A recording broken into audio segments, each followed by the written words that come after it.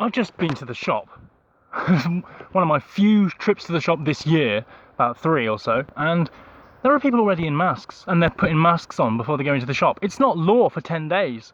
Why are they doing it? Because they genuinely believe there's a virus there? Oh, it's going to kill us, now we have to wear a mask because the shop is dangerous, but the outside world is absolutely fine. It's fine for these other people that aren't wearing masks, that aren't hid behind muzzles like muzzled mongs. The counter of the shop has a big perspex screen over it where no spittle can pass, and yet the shopkeepers are all wearing Robocop helmets with a big screen in front of that. I said, "Hi Robocop," someone else said, "Oh, you look smashing as ever," and everyone basically mocks it, so I can't see it being very long before they actually illegalise or criminalise mask shaming. "Oh, you hurt my feelings by giving me a funny glare. You committed a hate crime." The best way to wake these idiots up is to say, so you're waiting for a vaccine, right? You're waiting for the coronavirus vaccine? Well, did flu vaccine get rid of the flu? Is there any flu around now? Because we've had the flu vaccine for ages. Did it get rid of the flu? Did it? Did it? Did it? Will coronavirus get rid of coronavirus? If what you believe about coronavirus is true, will the coronavirus vaccine get rid of coronavirus, knowing what you know about the flu and the flu vaccine? No, no, it won't, will it? No, no, no. And the virus has burnt itself out anyway, it's technically dead, like you are inside. So I'm afraid the muzzled mongs are just going to keep carroning us up. But if you speak up, if you mention that Bill Gates is behind this in any way, or is bad in any way, the Messiah who built Windows, then, you know, you're the bad one. You're the villain. You're beyond reproach. Never mind that Bill Gates has publicly said that vaccines can deplete populations. Never mind that he smiles when he talks about killing grandma. That's a conversation you're not supposed to have. Never mind that he talks and smirks when he talks about child death. You know, oh, we're going to have excess child death. And that's a good thing. He's such a hero because he funds the World Health Organization that's in bed with China and corrupt, and China is now a regime which oppresses absolutely everyone. But never mind about that. Only Black Lives Matter. Only Black Lives. Only Black Lives.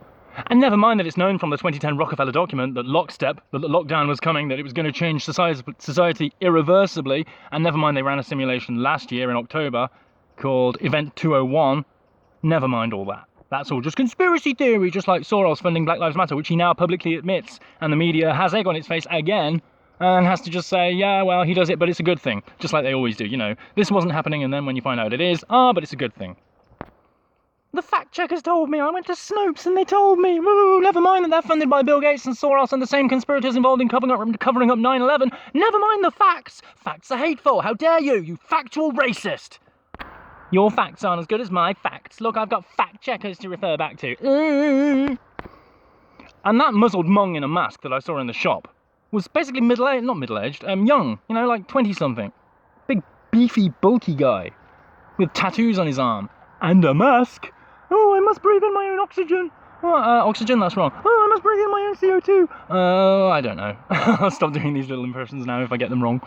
But basically, yeah, the masks cause serious illness. Hypoxia, lack of oxygen, hypercapnia, too much CO2, and the bacteria that proliferates in the fabric that they're breathing in every time. That'll kill them. That'll cause a regime, well, it's already caused a regime of mass death in the future. Indefinite millions will be suffering from this lockdown, and the media will say they're suffering from COVID. Not to mention social distancing. Told you not to mention that. Well, social distancing was implemented as a measure of torture in the past. That's been its application historically. That's what it is. Social distancing is torture. Therefore, if you send your children to school when they reopen, you should be arrested. Because you're letting them be tortured in an actual system of torture. And the teachers, of course, should be removed. But it doesn't matter because the media and the government that's corrupt and known to be corrupt told them. So it's absolutely fine to be corrupt. I'm convinced that teachers are horrible people anyway, but now we're convinced, these horrible people, that child abuse is necessary for children. That's what we've actually convinced. And if we won't stop it now, we won't stop anything. If the government mandating child abuse in the schools, a method of torture called social distancing, isn't enough to wake people up, then nothing is. This is the final test.